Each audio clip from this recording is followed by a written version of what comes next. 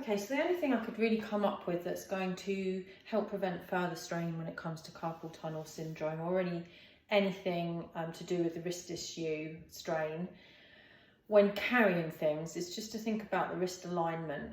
So if you're carrying something, obviously you're exerting force, pulling force on the wrist, and a joint is strongest when it's aligned. So you want to hold your wrist nice and straight. Okay, so that's flexed and that's extended, and both of those, the force is going to be a little bit more if you're adding load on there.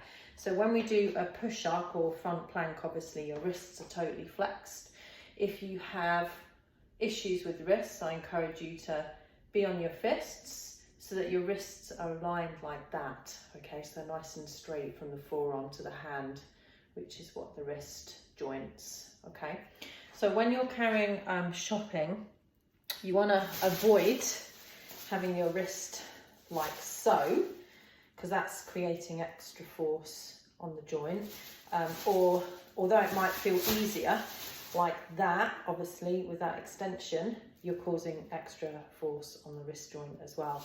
So ideally just to let it hang with your wrist nice and straight like that.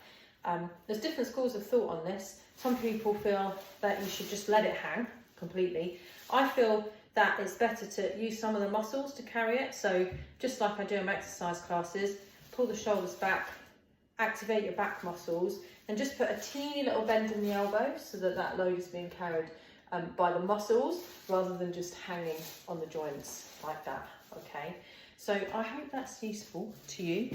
Let me know if you've got any other questions, and let's keep those wrists happy.